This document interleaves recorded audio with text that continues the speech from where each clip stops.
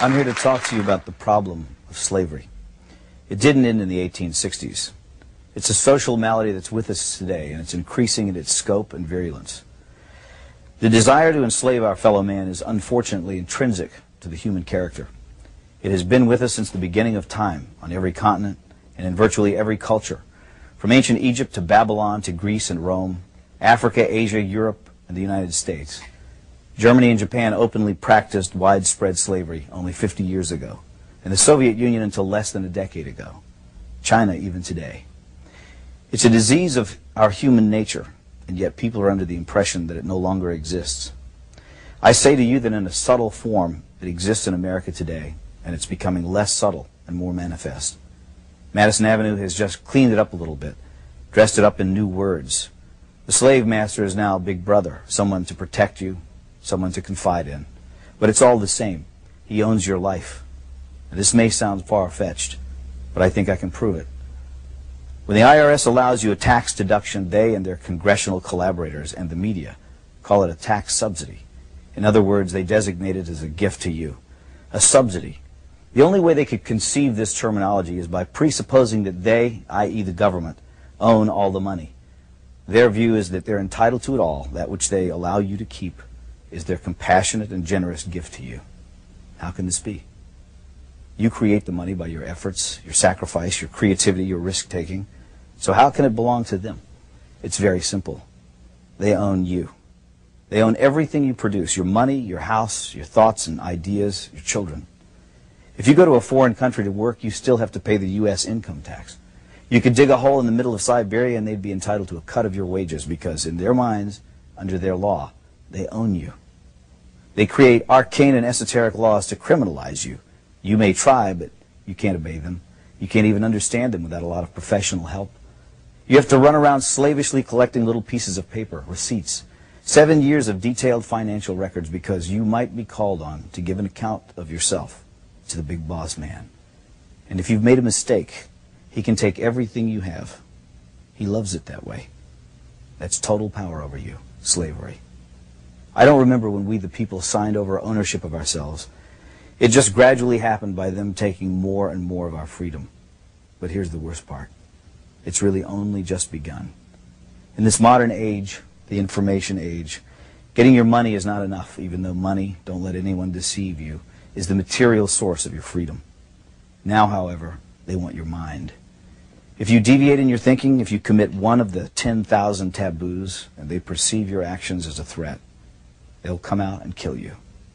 It was the thought police who killed the children at Waco and Ruby Ridge. Neither David Koresh nor Randy Weaver, whatever things might be said about them, had ever mugged anyone, robbed a 7-Eleven, or committed forcible rape or murder. But they did have unorthodox views, and therefore it was necessary to round them up and deal with them. Whatever their crimes were, they could have been arrested and tried openly in a court of law. But that was not the aim of certain factions in the government.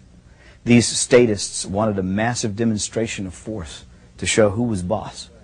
The penalty for resisting is death. After all, we're not free. We belong to the government, and deviant thoughts will not be tolerated. In the aftermath of the horrible Oklahoma City bombing, government propagandists tried to intimidate the people into silence by recklessly linking criticism of the government to acts of murder. Some people ask, how can you fear your government and claim to love your country? Our response is, how can you love your country without fearing your government? Who else holds a counterfeit license to kill, incarcerate, and confiscate for non-crimes? Remember, America is about liberty first and last, not obedience to bureaucrats.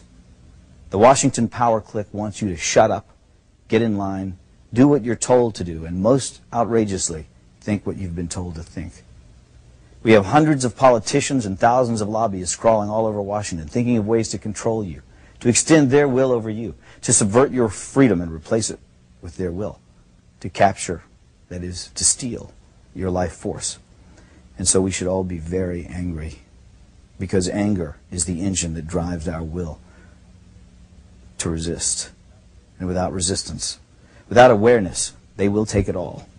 That's not just politically perverse. It's a sin against mankind, because freedom is actually sacred.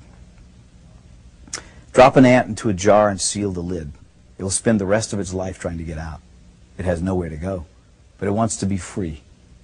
That is its nature. It's the way every living thing is made. Once, a long time ago, I saw something at the zoo, a wolf lying in its cage. I thought about how this magnificent animal was the end product of millions of years of evolutionary design. A nose that could detect the faintest scent, ultrasonic hearing, eyes that could see in the dark, teeth and jaws capable of crushing thick bone, heart and lungs that could run him for hours in a sub-zero blizzard. And yet there he was, lying forlorn and full of despair. He was well fed. He had a clean habitat and water and medical care. So what was the problem? He was sick with the knowledge that his wonderful powers would never be exercised again.